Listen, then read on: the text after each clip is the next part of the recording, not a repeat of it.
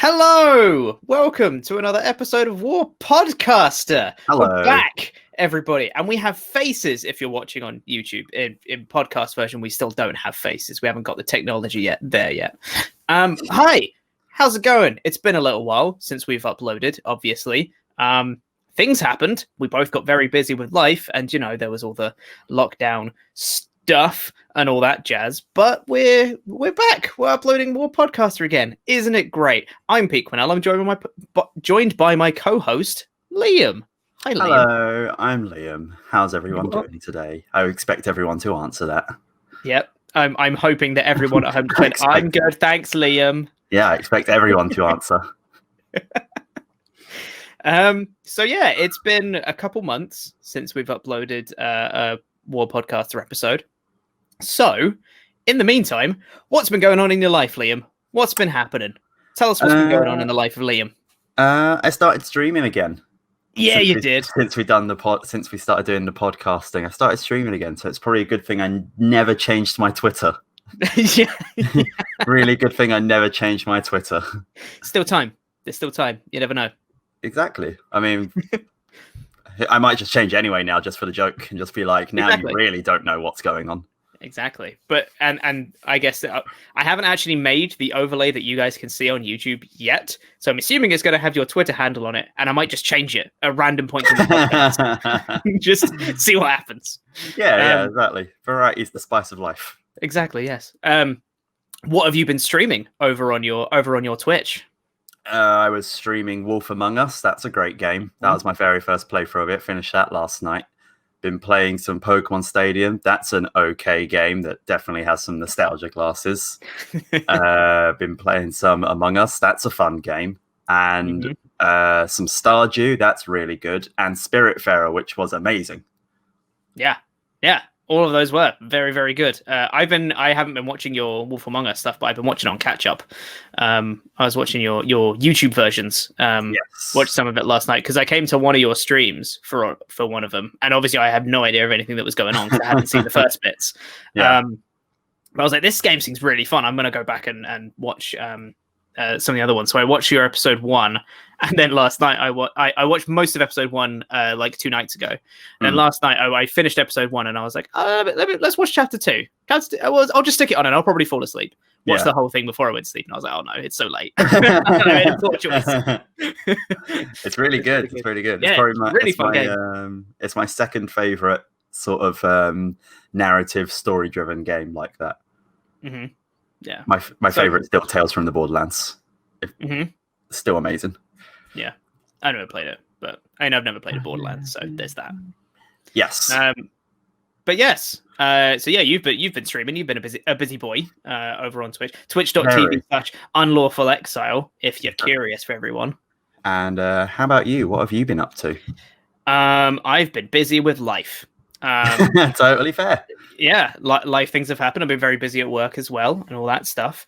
But yeah, I'm back on the Warcaster train now. Uploaded a couple videos to YouTube. If you listen on the podcast version, if you're not familiar with the YouTube, the YouTube channel of D&D videos, and I've been starting to upload a couple now. I did one reviewing some people's hot takes for D&D. It's gone down well.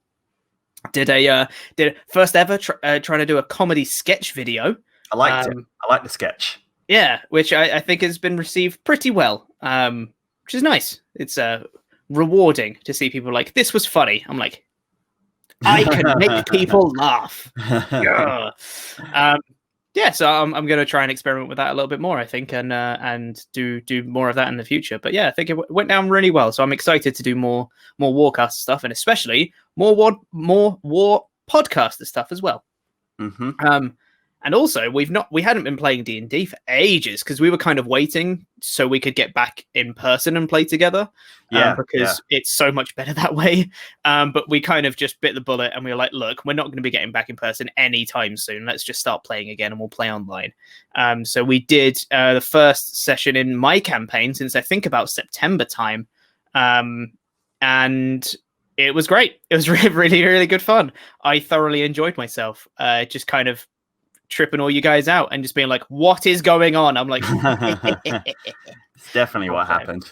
Yeah, it was really, really fun. Because we essentially, where we left them off, they just uncovered this sort of like ruined temple kind of thing to the god family that exists in my world, and they entered it. They found this pool of water that had trees and grass growing around it, and they were really hesitant to do anything with it, but it turns out it was just fine. It actually healed them. It was cool just to see them be really trepidatious about it.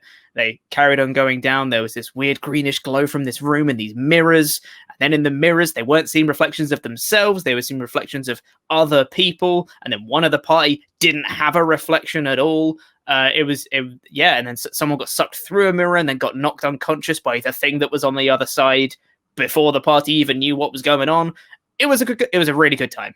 I thoroughly enjoyed myself.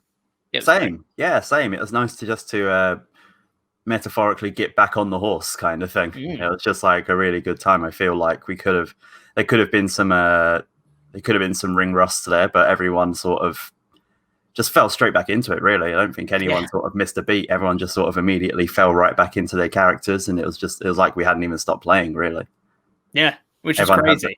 Everyone had like their own little bits to do, went straight into a combat. Everyone was thinking quite outside the box when it came to checking things and whatnot. No one was sort of like, oh, I'm unsure what to do. It's just like, I feel like everyone quite missed it and was quite ready to sort of give it 110% coming back into it, to be like, God, I want to do this so much.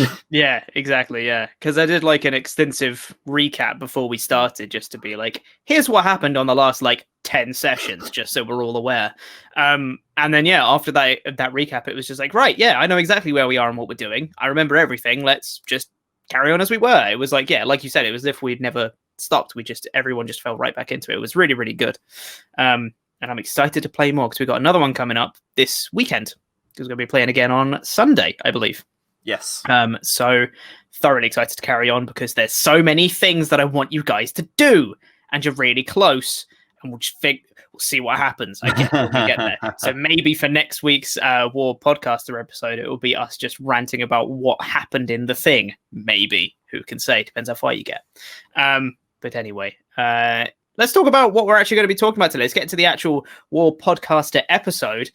And what we wanted to do originally for episode number 9 of War Podcaster was we were going to be talking about Tasha's Cauldron of Everything, because that was the book that came out at exactly the right time for us to review it. However, we stopped uploading. So we're actually just going to talk about it now. So we're going to talk about some of the favorite things that we like from the book and new editions and all the stuff that's really, really good about it, because it's a really good book. It's really good. I really like it a lot. Really, really good. So if you don't mind, I'll start. Go for it. There's one thing I want to point out that I bloody love about it. Artificer. Oh my God. Like, I was hoping you'd look into this a lot, because I sort of started looking into it and I was like, this is a lot. I kind of hope. I was like, I hope Pete has also looked into it, because I'm not going to be able to know all this by myself straight away. Yep. I feel the same about some of the other bits, but oh my God, because I never really look too hard at Unearthed Arcana, basically at all, because I like to just kind of stick to either my own homebrew stuff or stuff that's already there and I can just kind of pull from official sources. So I wasn't too familiar with Artificers at all before Tasha's, and then when it came out, I just started reading about it and I was like, oh my God. Mm-hmm. They're so good. They are really cool. They are really good. I love them. They're so cool. Especially in particular, there's two of the subclasses for Artificer. Artificer in general looks really fun. Just being able to use tools to the creativity you can have of using just like artisan's tools as your spellcasting focus. So you have you can do like cure wounds with Tinker's tools. It's like, well, how are you going to do that? It's like, oh, I have a little robotic bug that cures up wounds or whatever it is. Like you can get super wacky and crazy with it. Yeah. And in particular, though, the Alchemist. Alchemists. Is that the one you enjoy a lot? It's so good especially because I already had the idea. I think I mentioned this to you a few months back. But I had an idea for a character that was like a wizard who was obsessed with creating potions based off spells. So it would like be like Yes, you creating did mention a this. haste potion, and then they drink that and get hasted, or they create a potion of mirror image or whatever it may be, and that would just be the thing that they work on. That's what drives them. And then I read Tasha's, and it's like, hey, you can create this thing that's an alchemist that does magical effects off potions. I'm like, right, cool. That's me sorted then. I really like the feeling of the alchemist from reading on it. There's a little bit of healing spells that they get with healing word and like mass healing word. I think the roleplay potential is absolutely off the charts with the alchemist, because you can basically make any sort of effect you want, but from alchemy and using alchemist tools and stuff like that, which I think is going to be really, really fun. And it gets some access to some other really cool spells as well, like Gaseous Form and Flaming Sphere and Blight. I'm like, oh my god, this thing's really good. I think the craziest one it got to, which I made note of, is like, you already mentioned it before, the fact it gets Cure Wounds and Revivify. And I was like, that's really crazy for a class to get Cure Wounds and Revivify based off intelligence. I can't think of another class that has healing based off intelligence modifier. No, not that I can think of either, which is kind of weird because medicine is an intelligence based ability check, right? I believe so. I think so. So you'd think that'd be more... medicine is wisdom. Is it? Crazy. Yes, medicine is wisdom. You crazy. Apparently I am. What am I thinking? It's nature that's intelligence. That's the really one that should be wisdom and isn't. That's the one. Yeah, nature's the weird one. I knew that was a weird one. But I think you can easily like reskin medicine to be intelligence based. And that kind of like before on a podcast episode. We have, yeah. And you can, there's easy enough ways for them to have researched, restoration magic and stuff like that. I think it totally still works. Or just medicine. Yeah, just medicine. Use science to create actual medicine. Exactly. Yes, that's exactly what it is. That you can literally create the vaccine in the game. Pretty much. It's flawless.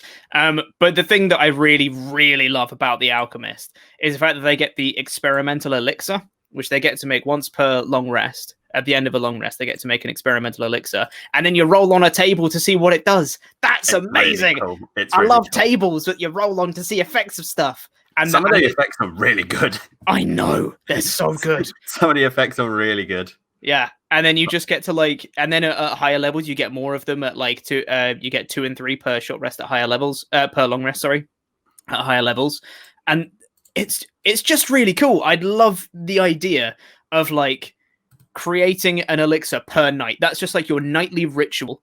At the like during the course of the night, you set up your little alchemist tools and it's bubbling away through the night and stuff like that. And you get up and all the rest of your party is confused because you have no idea what you're doing. And you always create these little elixirs and little trinkets and all sorts of stuff all the time.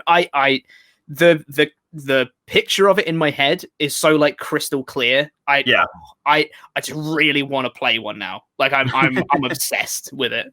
And the other one is the armorer for Artificer, which is just like, it's less about just like the role playing and the character creation stuff. It's much more just like, it's just really cool. Get to be Iron Man. You literally get to be Iron Man. I think one of the best things about it though, which is really underrated, I think, is that you can don and doff the arcane armor that that you get as an action. Yeah. Oh, it's so good. That's a nice little touch. Yeah. Like literally, like one of the best things. Well, I say one of the best things. That's a bit of an overstatement, but a really cool thing from the Avengers and Iron Man movies is the really cool and new ways that Iron Man gets to put on the suit.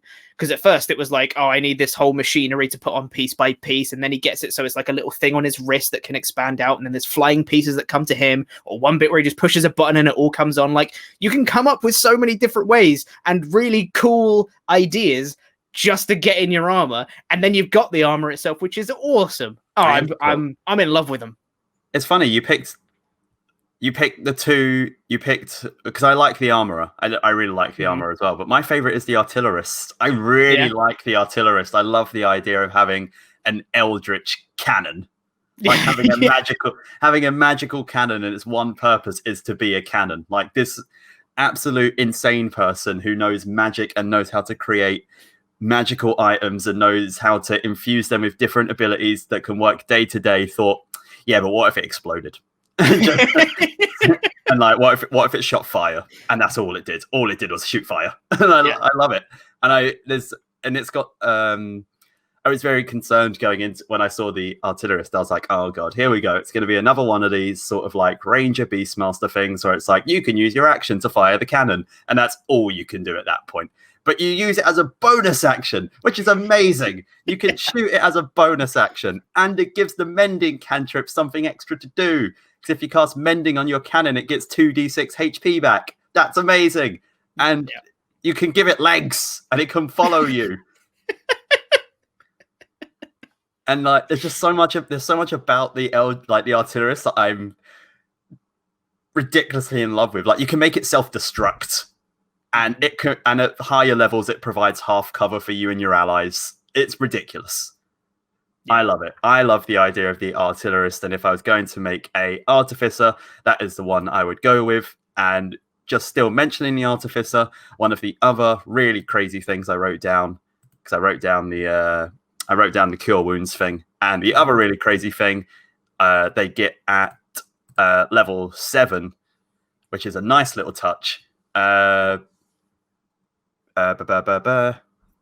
can add their within 30 feet with a reaction. They can add their intelligence modifier to someone's dice roll. That's crazy. Yeah.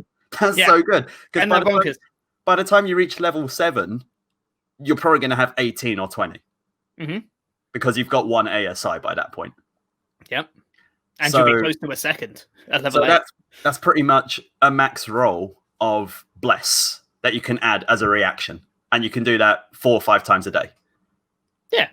That's so good. That's such a fun ability. That's such a fun ability. And I don't think it's super OP either, because it's not on like an attack roll or anything. I believe it's just an ability check or a saving throw. Correct, yeah. It's just that. Which still is really good. But it's just, I think they tempered it enough so it's not completely busted. But I think that could be so cool just to do like, for ability checks. That's just like exploring and stuff. It would be literally someone like climbing a rock wall, and you're at the bottom, and you just go, oh yeah, you should use that little hole up there. You see there's a little handy hole right there. That's the way that the ability works. It's just you get to make them better at what they do. I love that. Yeah, that's so cool. So it's a really cool support option. I'll be using the word a lot because I wrote it down a lot in my notes. It's thematically pleasing. Oh, yes. All of Tasha's is thematically pleasing. It's great. And also the fact that level 10, they can attune to an extra item, which is like everyone always gets to the point where like, oh man, I really want to use this other one, but I can only have 3. Artificer laughs at your 3 limit. Mm-hmm. Yeah. And they even get up to 5. And I think this is a high level ability. I'll have to double check it.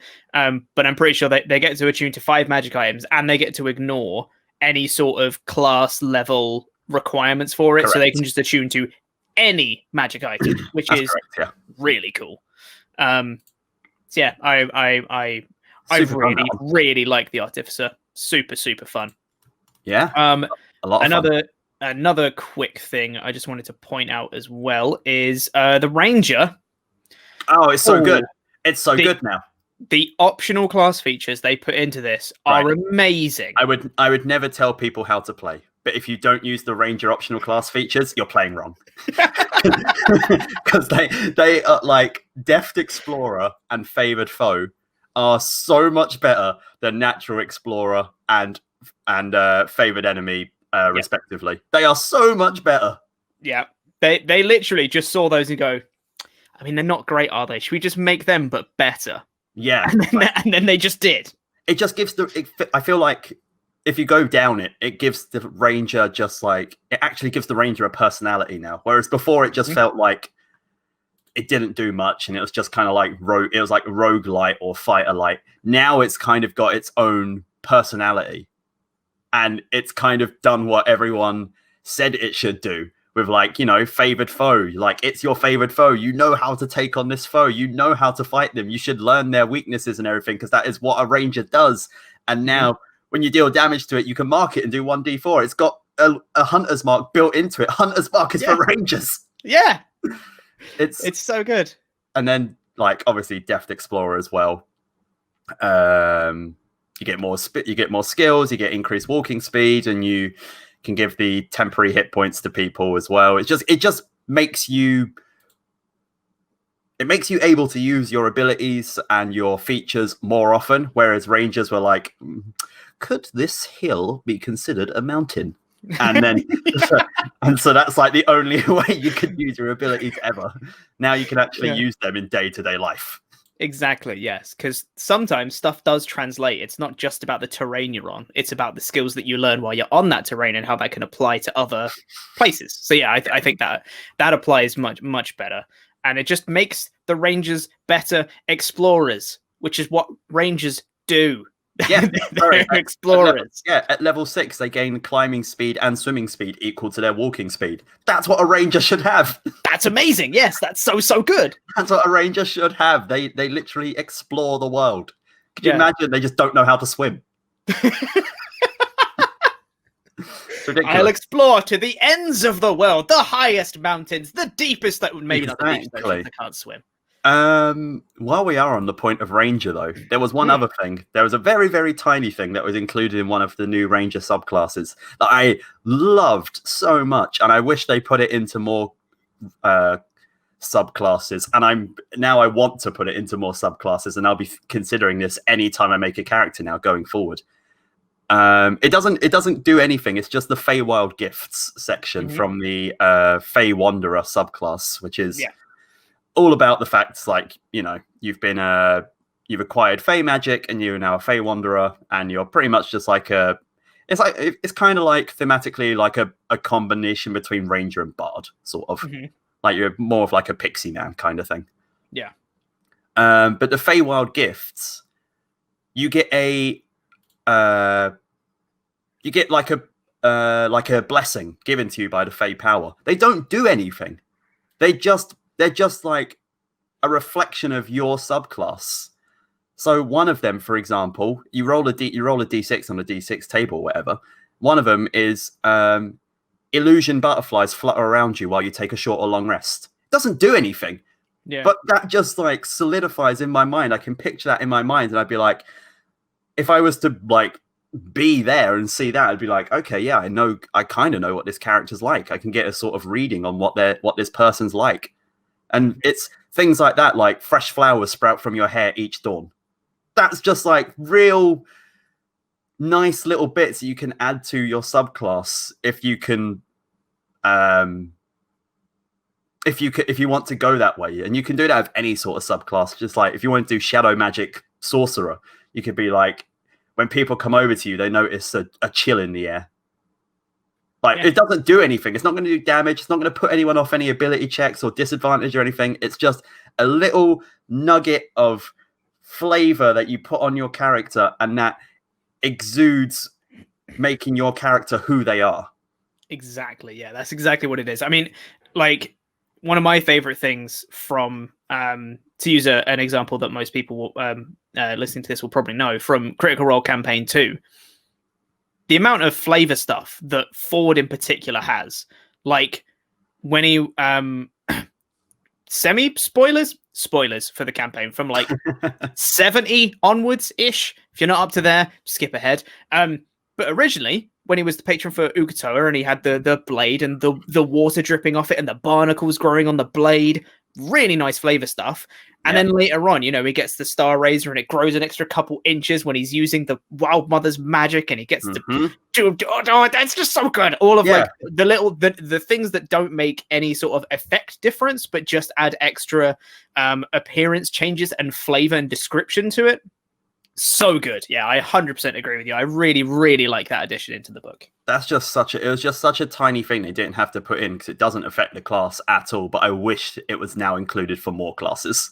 Yes, exactly. Yeah. And I hope that, both me and you, I think we're both kind of enamored with that idea now, that we can totally include that in our campaigns and stuff for future characters and stuff we make, or for characters that are going to be in our campaigns. We can be like, so what flavor thing do you want? Let's talk about what it looks like. What, you know, it's more than just like, what color is your magic normally? Because that can be something, but add to it. Just be like, okay, why is it that color? Where did it come from? What kind of effects come with it? How does how does it move through the air kind of thing, you know. But they've even put a whole section of that in the book as well for personalizing spells, which has one of my favorite D&D pieces of artwork in a book ever of the farmer using magic missile, but they're shaped like chickens.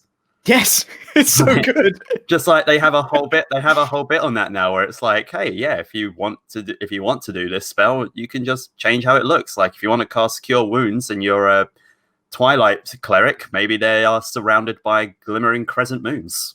Like they have a whole section on that, and I love that idea. Yeah, it's so good. I think they've really done a good job in Tasha's of emphasizing roleplay and emphasizing flavor over everything else.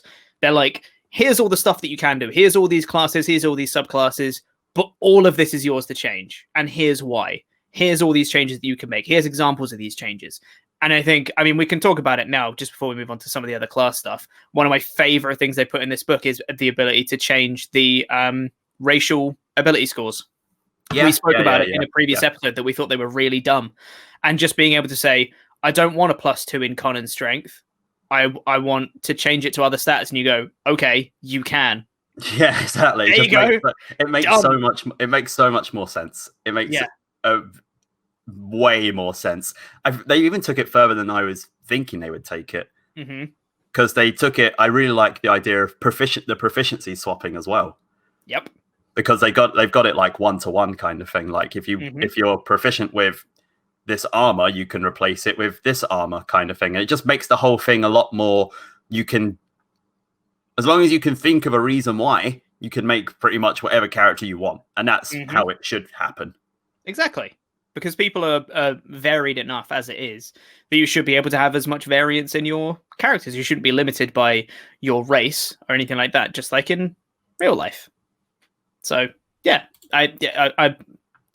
They've done a really good job, like you said, thematically pleasing through the entire book of just being like, here's all the new stuff, but this is just a recommendation, just so you know. Here's all the variations and all the flavor stuff you can add to it. Look at all this cool stuff here, which, yeah, they've done a really, really good job for it. Another subclass I wanted to point out, which I love so much, but I don't think... Go on. I don't think I'm going to play in a while. Okay. Because it's a rogue, and I'm currently playing a rogue. I really like both the rogues, so I have a fair bit to say about them as well. Both of them are really cool. I like both of them, but I like the Phantom more. Yeah, my God. What did I write down for the Phantom? I wrote rogue, really cool Phantom. Abilities are cool. Everything about this just works together. Right? Like, okay, if ever there was going to be something that was thematically pleasing for this, oh my God, the Phantom rogue subclass is so cool. Yeah. Just like being on the brink of like death and undeath, and being like, I can speak to people from the grave, I get their soul trinkets, I can phase through walls. Like, they're so edgy, and I love them so much. I genuinely cannot wait to play one eventually. Like, even one of their abilities, one of the extra optional abilities for rogues as a whole as well, having steady aim. Steady aim's a really good ability. So good. Being able to give a bonus action to give yourself advantage just means you're going to get way more consistent sneak attack damage, which is the point of a rogue, is to do sneak attack. That's their thing. I think just having a way to make that more consistent is great. And when you combine that with the Phantom, when you use half your die and give someone else necrotic damage every time you do a sneak attack, is amazing. Like, just being able to hurt someone else. Oh, it's so good. It's a nice little trade-off as well, because I feel like there's a lot of stuff. There's only one thing in this book that I looked at and I was like, that might be really too good. And there's I'll get onto that later. But the steady aim one, I thought, like, that's really good. I was like, that might be too good. And I remembered it uses your bonus action. And as a rogue, you can't use your bonus action then to hide as well. So it's a trade-off. It's like, you can get advantage on this sneak attack, but next round, good, there's a chance you might not because you're not hidden.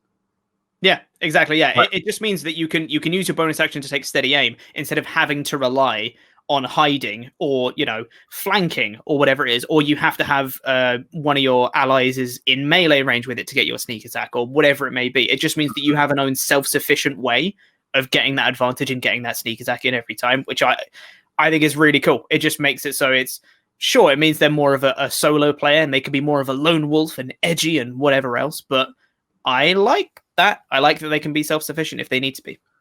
you can. The first thing I thought of for it as well is to do it with a swashbuckler, because they obviously get their sneak attack in a variety of different ways, but then they also have fancy footwork where if they make an attack against someone, they can disengage for free. So you don't need to use that bonus action disengage. So you can get in, bonus action steady aim, get your advantage attack, get your sneak attack, and then you get to leave again because of fancy footwork without having to disengage. And that's good because, man, I really want to see more melee rogues, but everything about rogue lends itself to range. Yeah, it really does. Yeah. Like I would really enjoy like my rogue that I play in your campaign. I'd love for them to be more melee focused, but they're a rogue wizard, and also they have a crossbow, and it's just better to just be at range. So I am more often than not. But the Phantom is cool. I really like Tokens of the Departed as an ability. Mm-hmm.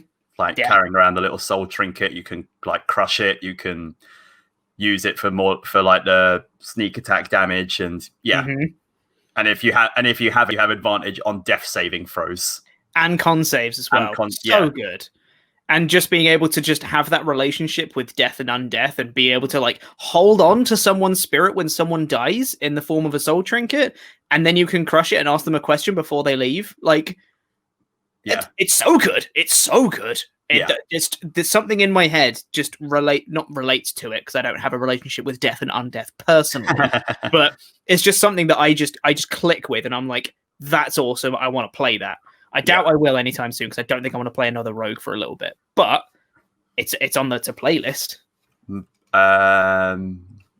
that's the rogue. I really like both the rogue ones. The other one class that really stood out for me, and this isn't the one that I think may be too good, but the other class that really stood out for me, I really liked both of these, and they're now probably my go-to option for if I ever play this class. Is I really like both of the new barbarian paths. I knew you were going to say that. Both of the new barbarian paths are that's just amazing. I love both of them. Like, Path of the Beast is having that image in my head of just going absolute feral. And when you rage, you just turn into like this hybrid of a creature to the point where you can grow a tail.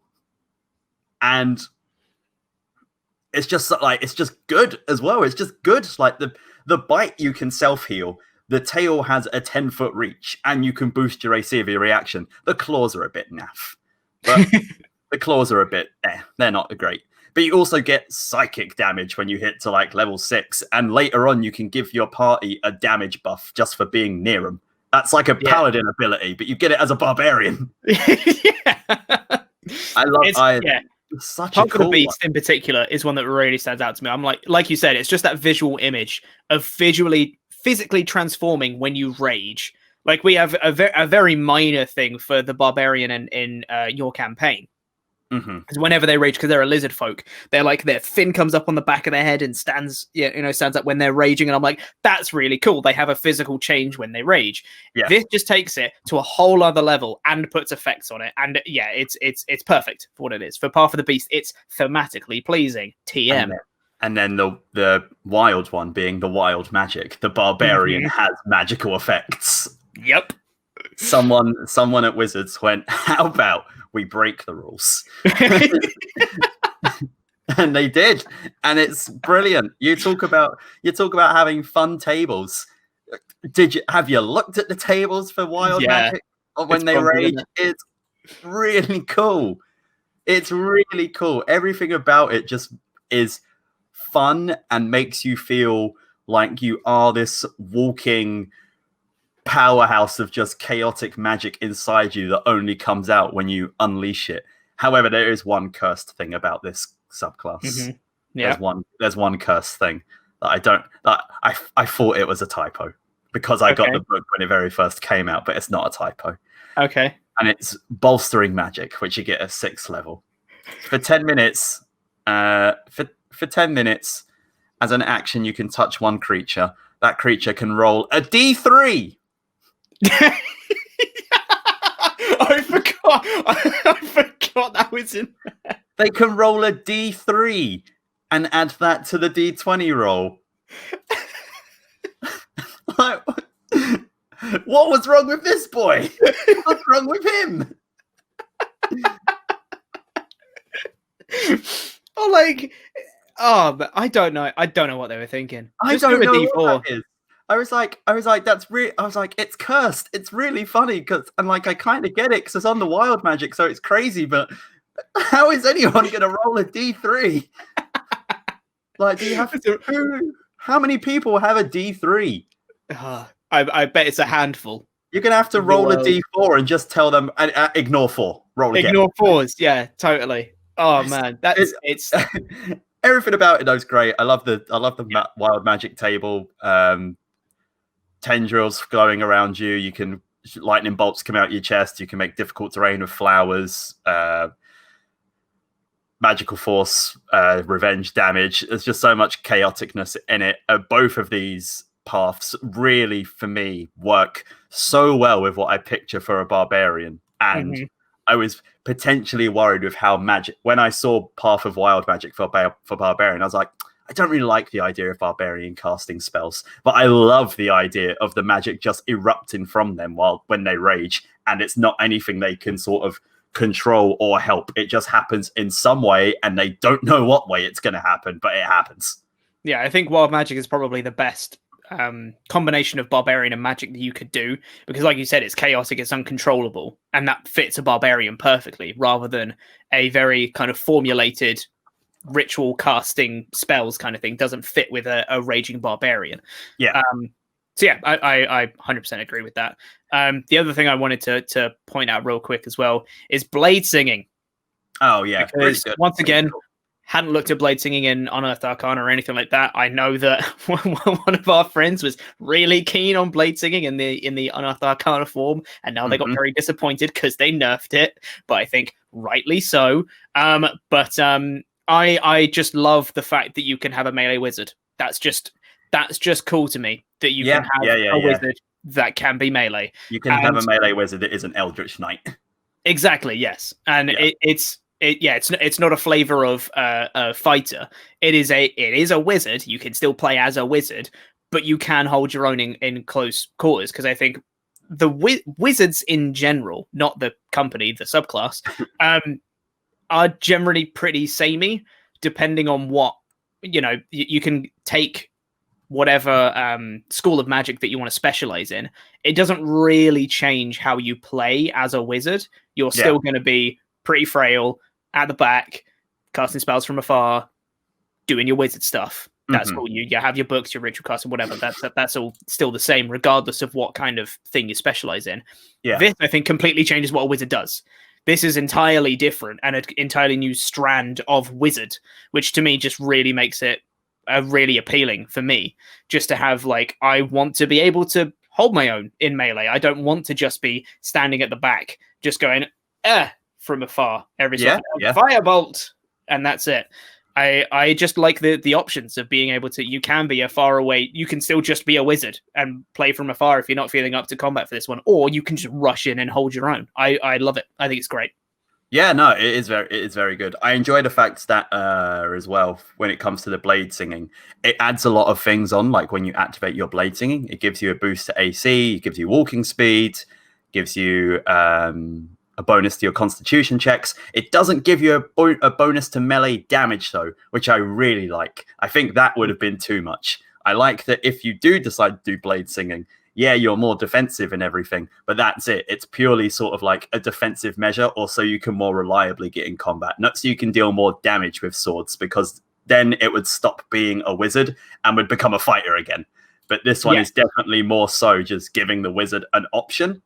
But they are still a wizard. Most of your damage is still going to come from casting spells.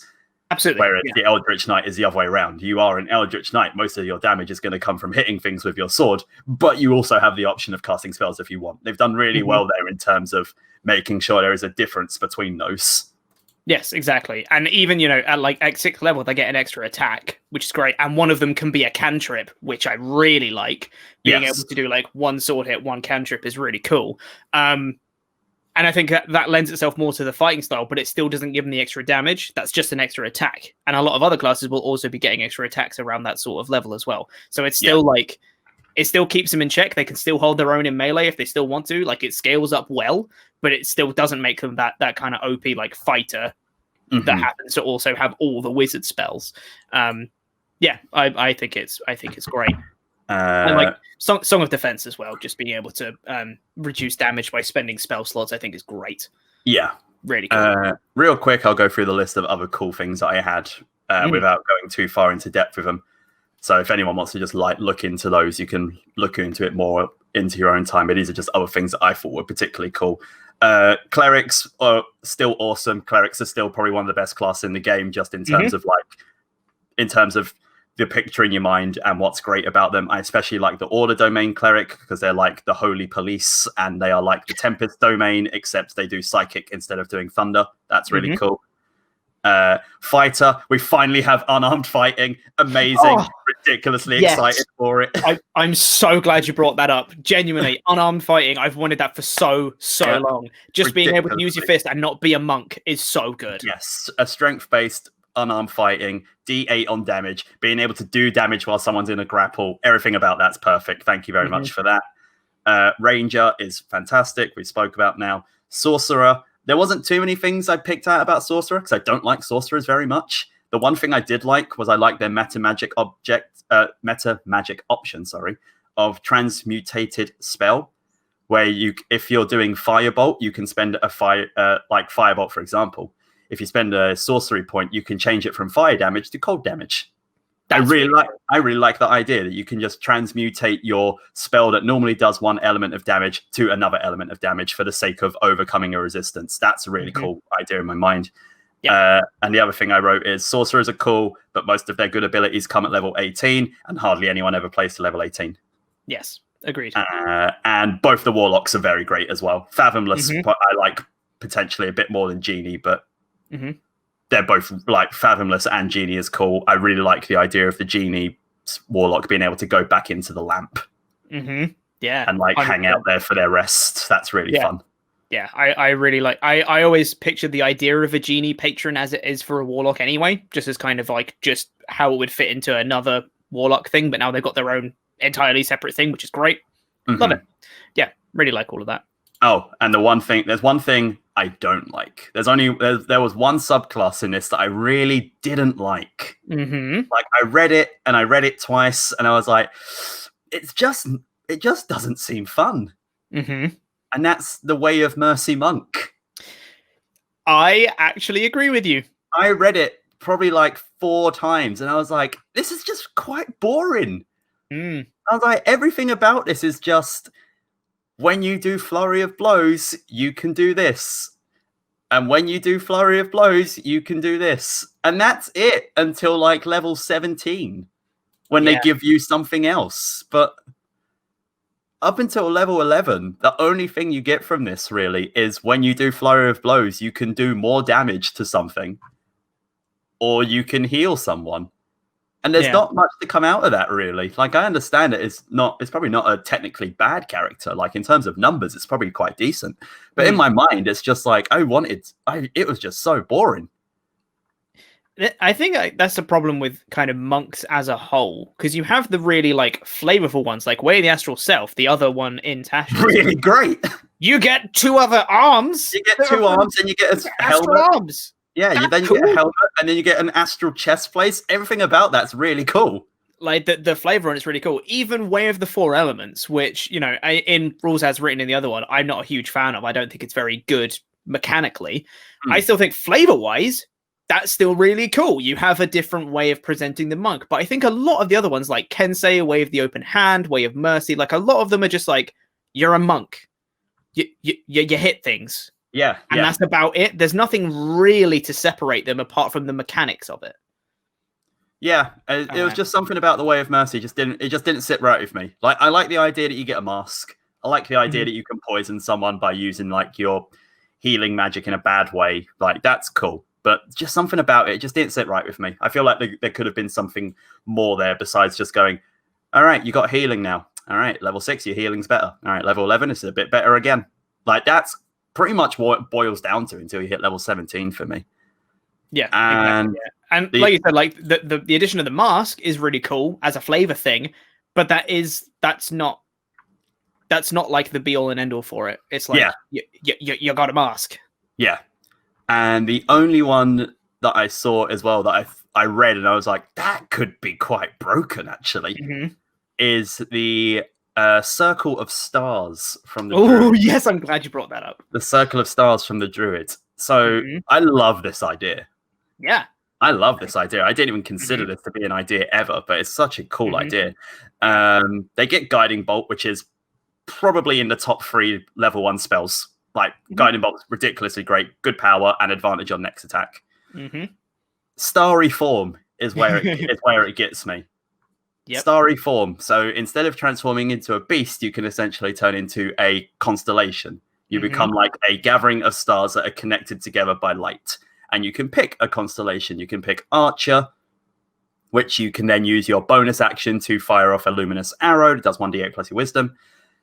Chalice, which you can whenever you cast a spell that restores HP, you can then restore the HP of someone within 30 feet of you. So it's like I heal you, but then you get a little bit as well. And Dragon, so that you can if you're doing a Constitution saving throw for concentration, you can treat your minimum roll as a 10. Yeah. I got a problem though with this. Because when you wild shape into a beast, you can't cast spells. This one doesn't say anything about that. Nope.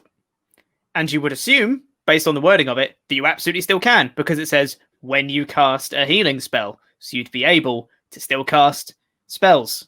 Yeah. When you exactly wild shape. Exactly. And the fact that the Archer, you do your arrow as a bonus action. So what are you doing with your action? Because this Starry Form doesn't have a stat block. Yeah. And when you wild shape, all of your stuff gets absorbed into you. So it doesn't have a weapon and it doesn't have an action. So this is essentially, you get to wild shape into this Starry Form, get all of these bonuses, and you still get to be your regular self. Yeah. That is the only one in my mind that I've been like, that's maybe a bit too good. Right. Yeah, because that's mainly some visually, that's awesome. I love the idea of being able to transform into a constellation of sorts and just kind of, dish out damage that way. That's cool. And I like the fact you can only pick one of Archer, Chalice, or Dragon, so you can't get all the benefits at once. Yes. However, having said that, being able to choose from 3 different forms means you can always choose the most optimal one for your situation that you're in. Which means it's almost always going to be very good. And you're still just a druid. This is basically like... The thing is, I don't know how comparable it is to something like Raging. Because Raging is pretty nuts when you think about it. Gaining Raging is to slashing, bludgeoning, and piercing. Or, if you're Totem Warrior and you have the bear one, you gain resistance to all damage, bar psychic, which is absolutely absurd. And, you get extra damage, you get, advantage on your strength checks and all the other stuff that comes with Raging. Yeah. Do you think this is comparable, the Starry Form? Because for a barbarian, you're hitting harder. That's what you do. You have an axe and you do it. Yes. But I think this kind of goes over the line a little bit by being a spellcaster while also having all these benefits from your wild shape as well. That's where I think the line is. Yes, agreed. I think the one that potentially probably might get overlooked is the Dragon. With the fact that your concentration checks are the roll is a minimum 10. Yeah. If I was to make a basic druid now, chances are my wisdom save is going to be at least 6. Like 6 is a fairly standard number. If I've got a character here, it's level 3. Stat is 18. The save for that stat is level 6 already, and that's at level 3. That only goes up. Yeah. So at level 2, because you can transform at level 2, your wisdom save as your concentration check as a dragon is going to be 16. And druids get some really crazy concentration spells. Things like Feeble Mind. Things like Flaming Spheres, you can just continuously move it around like freely. There's a lot of things that druids can do that they concentrate on that then as a dragon, there's a very good chance that it's not going to be broken unless you can somehow put the dragon to sleep or like incapacitate them in another way, which then requires you to then beat another saving throw they may have. Exactly, yeah. And the thing with the any roll of 10 for a dragon means that any damage you take that's not 20 or higher, you succeed. Just straight up. Because the DC is 10. Yeah, and that's not happening until parties realistically hit about talking like level 7 or 8, really, where you're going to consistently be doing 20 damage in one hit. Yeah, it just means that you will be concentrating on your spells until much higher levels, because that doesn't even factor in, like you said, your modifier that you've got on your concentration check. So it's crazy strong. And yeah, I don't know. I think I'd have to play it to find out whether it is super busted or not. But this might be the most broken one in my mind. Not to the point where I would stop someone playing it, but it's to the point where I'd be like, wow, that's just really, really good. Yeah. Is there any other things you wanted to point out? Because for me, this is just like a general thing about the book. I mentioned it earlier, but just the sheer amount of customization options that they've given you. The amount of tables that you roll on for your origin, for changing your racial ability scores, for changing the flavor of how your spells work. Even like the what they called. Let me go to the contents page again. The group patrons I thought was great. A great idea. Really good idea. Really good idea. I really like the where is it? There was some unique like terrains and stuff from it. There was like the group of mimics that created its own like society, which I think is a genius. Yeah, idea. that was a really good idea. Yeah, love that. Just stuff like that I think is really, really good. Supernatural regions. That's what it's called. Yeah. Parlaying with monsters I thought was really cool as well. Totally. I thought parlaying with monsters was a really good idea, because not only does it sort of give people who want to play more of a pacifist character a chance to do what they think is right, it also gives some use to some of the skills that people generally see as not dump skills, because none of the skills are really dump, but ones that people don't usually pick up. So things like where Arcana can usually be seen as quite a niche thing, because if you're not dealing with something to do with like actual like magic that's not like blessed magic, you're not going to be using it very often, chances are. But now you can use your Arcana to research these different characters and go like, okay, well, if I was to bring it this item, or if I was to offer to do this, then we may not even have to fight it in general, because we can get its favor. That's just gives, again, another option. This whole book is about giving people different options and just making the game more fun, because you are given more. It's loosening the reins a bit, which is amazing. Exactly. Yes. That's the big takeaway from Tasha's, is it's loosening the reins on everything. And that's the way to play. I've been saying it for ages. Even in the hot takes video that I just uploaded, I literally, one of the first questions was, there's no limit on what you can homebrew. Homebrew to your heart's content. Don't be so constricted by the rules. And literally this book is like, you really shouldn't be constricted by the rules. Like, vindication. I think the only other one that I wanted to mention was a couple of spells that are really cool. Mind Sliver, finally having a cantrip that deals psychic damage, pretty cool. Tasha's Mind Whip, I think, is an amazing spell. Like, amazing spell. 3D, like a level 2 spell, 3d6 psychic damage, can't take a reaction until the end of its next turn. And then as long as you concentrate on that spell, they can only move, attack, they can only move, action, or bonus action. They can only do one of those things per turn while you concentrate on it. That's crazy. Yeah, that's really, really good. And the fact that there's actually summon spells in the game now. Like, you could play a summoner, which is, I imagine, a lot of people were really excited about. I imagine a lot of people love the idea of, summoning beasts and fays and elementals and stuff to do the fighting for you. Like, that's just, I feel like that's something that should have been in the game already, but the fact that it's in it now, I really like that idea. Those are really cool spells. When they're specific spells and not like class features as well, is really, really good. Yeah. The only thing is they do need a material component. It doesn't consume it, but it needs it. So if you are going to be wanting to summon those beasts, you better dip that acorn you found in 200 gold pieces worth of gold before you can start casting that spell. I think that's fair. If you're going to be a proper summoner, that could literally be part of your quest. Is to the reason you're going out on an adventure is to grab all these different items so you can summon all sorts of different stuff. I think that's cool. Absolutely. Absolutely. I like it as well. There's a lot of stuff that I really, really like about this book. There was only the only one thing I saw was that particular monk subclass, but everything else about this book I really, really enjoyed. Yeah, really, really good book. I'd say up there with not Mordenkainen's. What's it? Xanathars, thank you. I completely forgot the name of it. Yeah, definitely up there with that. And these are probably my top 2 favorite books. It's hard to, I think, say which one's better than the other right now, but at some point I'm sure I'll rank them. But these are definitely my top 2. Well, with that said, I think we should get on to the final segment of the show, the recurring segment, if you will. Let's talk about deck of many characters. So if you're new here, first time checking it out, essentially what we do is we've made a character each on D&D Beyond. So please sponsor us, D&D Beyond. We'd be eternally grateful.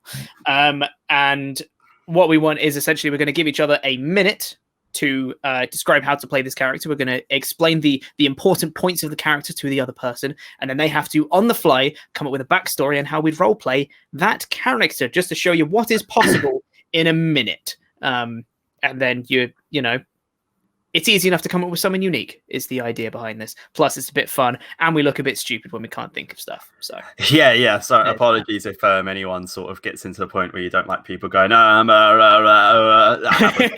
because we do that a lot. And as we've been talking about Tasha's for pretty much the whole episode, with the characters that we've made are using stuff that is from Tasha's Cauldron of Everything. For these ones, and if you want to leave suggestions of like challenges, things we should include in a deck of many characters, then leave a comment below on the YouTube version, as we'll take those suggestions as we go forward to future episodes. And also, if you want to just leave a comment as it is as well, leave one of those, because we'll be reading out some of your comments at the start of the next episode as well. So I think we should roll off and let's see who's going to go first. Shall we, Liam? Agreed. Right, let me grab a d20. Here we go. Oh, it's a 16. That's pretty good. Pretty high. It's a 6. That's not quite as good. It's not as which means I will be describing to you first. You will be. Right, so let me get a minute timer on my phone, as I'll be describing this out. Okay, so your name is Drox. Drox. Drox. Drox. Cool. You are a lizard folk. Yep. You are an artificer. Okay. You are an alchemist. Okay. Yep. You have really, really high dexterity and intelligence. Oh, not Hugh Dex. High dex and intelligence. Yep. Yep. You have good strength, wisdom, and charisma. Okay, so I'm only poor in wisdom. No, strength, wisdom, and charisma are good. Oh, sorry. Only poor in and constitution is average. Okay, I'm just gonna say poor con. Yep. What other bits do you need to know? Your background is a cloistered scholar. Okay. Sure. Any other bits you want to know? Proficiencies or languages? What level is it? 4. Do I have a feat? You do not. Okay. Am I proficient in any charisma stuff? Any charisma stuff? No. Okay. Right. Are you ready? Giving you a lot of thinking time here. Ready? Yeah. And in 3, 2, 1, go. Cool. Drox was different from the other lizard folk. He was not quite as brawny, and he was not quite as physical as the rest. So which he decided to turn his mind towards brain defeats brawn, and decided to attend a local school. The local school sent him a recommendation to a university, to which he was often turned away and not allowed to use the facilities that they had there. So in which he would have to work at the back of the library or work with sort of chemical substances that were sort of rejected or cast off, to which he then decided to get more involved with these and combine these together and see what he could make to sort of start his path down the alchemist sort of direction, also making him the cloistered scholar because he works by himself and other people sort of tend to reject him because of the way lizard folk are generally portrayed, particularly from the nearby area. He has no charisma skills due to this, as he's usually working by himself. However, his goal in life is to continue to find these sort of rejected find the rejected components to make even better elixirs. Very good. And also incredibly similar to the idea that I had in my head. Oh, really? Yeah. So the initial influence for this, the first image I had in my head was Dr. Connors from Spider-Man. Okay. It was just lizard folk in a lab coat. And I was like, what can I do with that? yeah, that's pretty cool. And I like that. But yeah, it was almost exactly the same. It was like they grew up in a tribe of other lizard folk. They weren't as big or as brawny as the others. They much prefer to use their mind for other stuff. They didn't want to go out hunting with everyone else, all that stuff. But then they were much more like when they were forced to go out hunting with them. But when they were out, they were much more fascinated with like nature and how can we make stuff from leaves? That's crazy. Like we can make tonics and potions and things like that just from like nature around us. That's insane.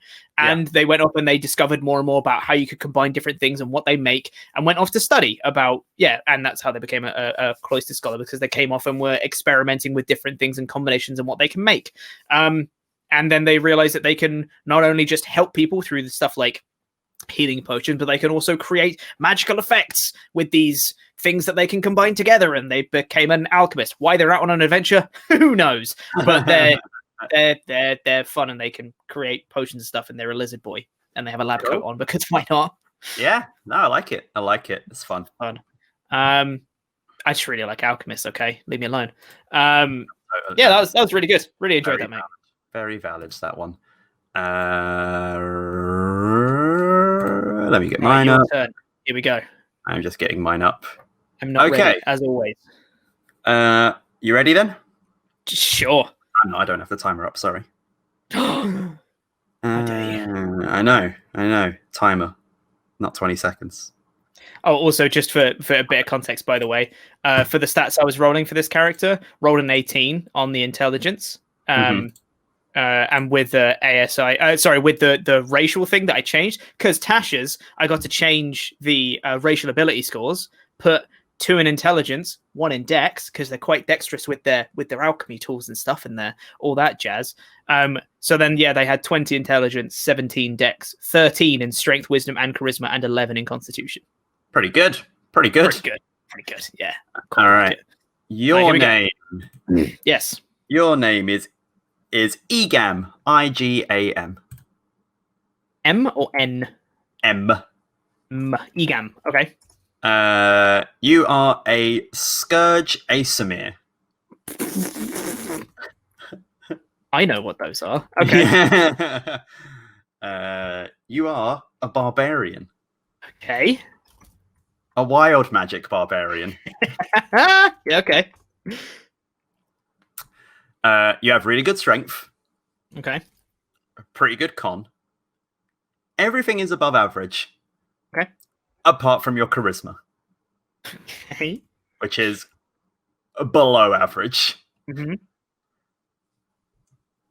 Okay. And that's pretty much it. Unless you want anything else from it. Any backgrounds or feats or... Background. Background is Wanderer. That makes a lot of sense. Okay, cool. Yeah, background is Wanderer. No feats. Use a great sword. Mm-hmm. Any interesting proficiencies that you wouldn't expect? Not like athletics or anything, but any other stuff? Perception and survival. Sense. Okay. That's pretty much it. Yeah. Not many skills. That's pretty much it. Okay. Ready? Okay. Yes. Okay. Go start. 3, 2, 1, go.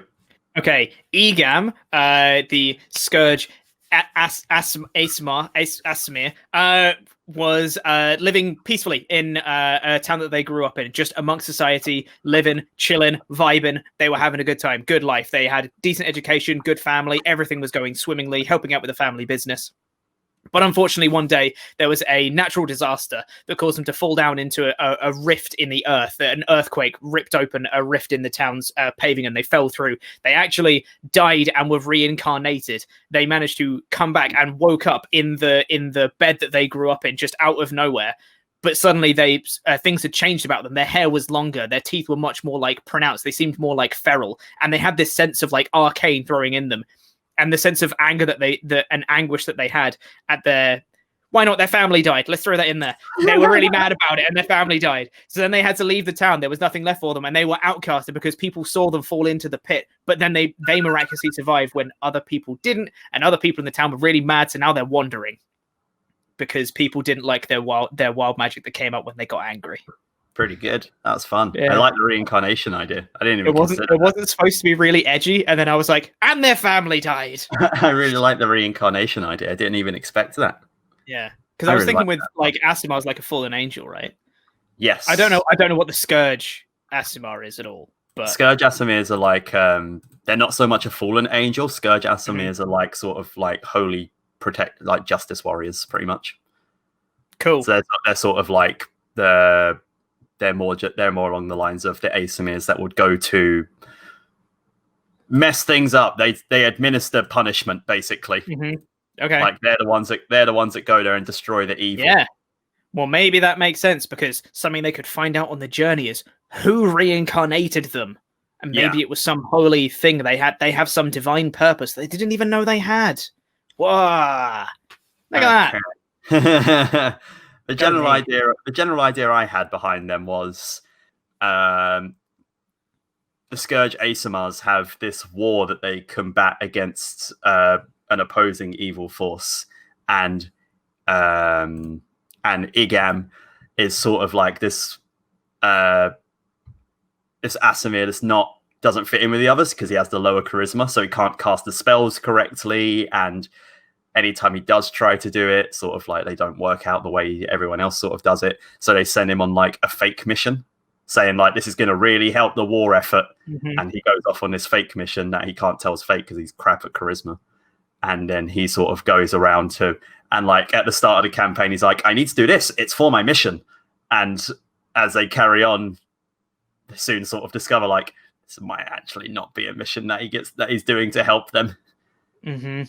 And then it carries on from there as such. But he's a Scourge Aasimar that has the magic of an Aasimar, because they're usually quite magical beings, except his magic is a bit more wild, for lack of a better word. Bit more chaotic. Yeah, exactly. Yeah.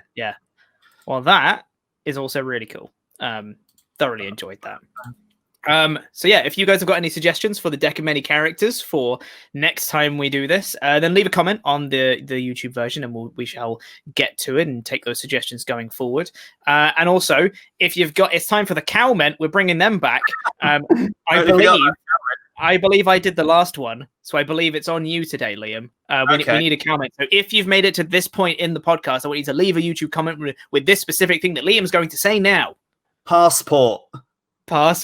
Say, have a comment, and somewhere in there put the word passport, or just comment the word passport. That's also fine.